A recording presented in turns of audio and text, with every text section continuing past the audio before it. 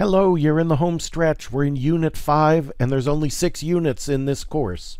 So you're more than halfway done. You're almost through. This is going to be a 3-week unit. Usually our units have been 2 weeks. This is a 3-week unit, and what you're going to be doing is learning about hypertext markup language, or HTML, and the World Wide Web, because HTML is the language of the World Wide Web. You're going to be writing websites. Now, be careful what you wish for. You ever heard that phrase before? In the mid-course surveys, some of the comments that I saw most often were, "I'm not spending very much time on this course. I'm only spending a couple hours a week.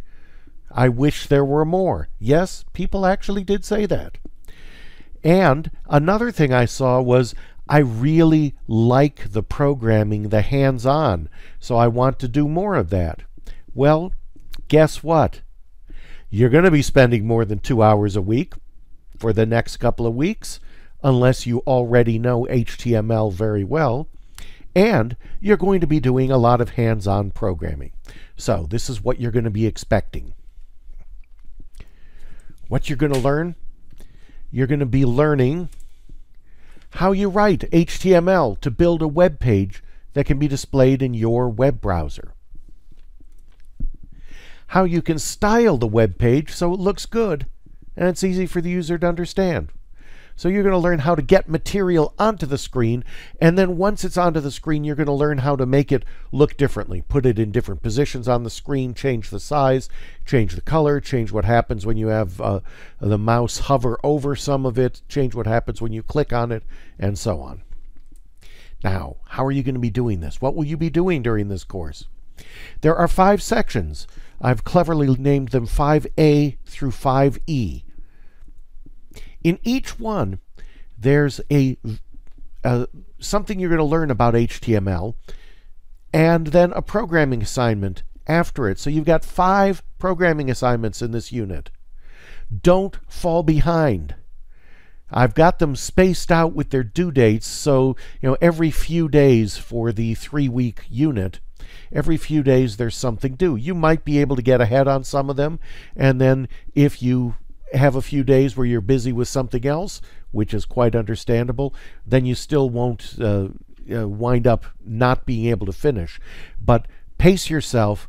5 programming assignments, and some of them get longer as the unit goes on, of course, because you know more by the end.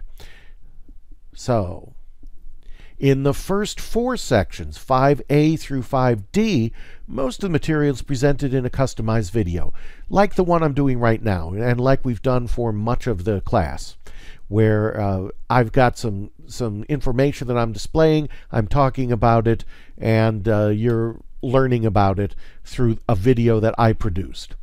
The 5th section is going to be different.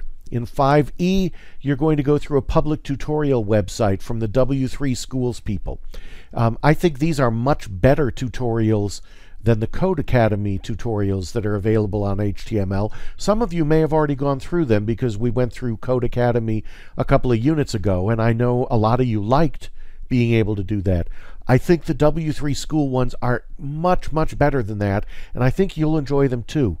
So rather than have me duplicate all that, in the last section you're going to go through that website. You'll still have a programming assignment that I've assigned you at the end of that. Now we're almost done with the course. So after this unit, there's just one more unit, Unit 6, which is the final 2-week capstone project. When you're done with Unit 5, the one you're in right now, there's nothing new to learn after that, except learning on your own.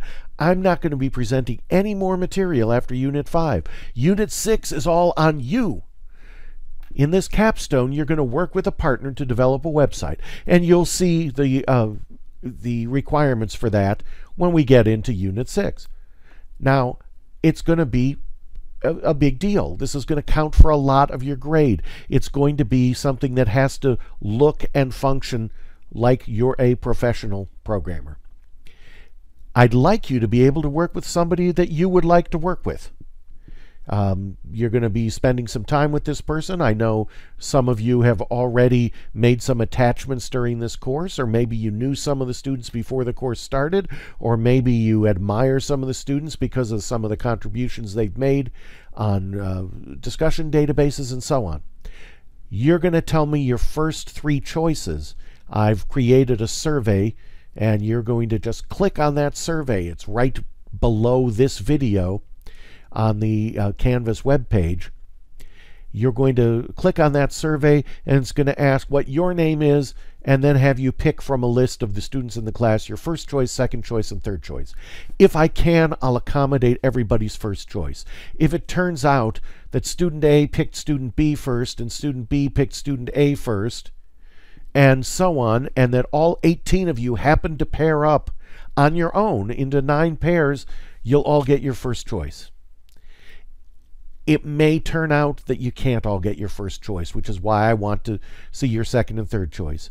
Anybody that doesn't reply to the survey just gets somebody assigned randomly based on who I've still got left to assign. But if you'd like to check with each other and ask somebody if they want to work with you before you take the survey, great. You can collaborate on who you want as your choices. Okay? You better get started with Unit 5. There's a lot of work to do. I think you're going to like it quite a bit. Have fun.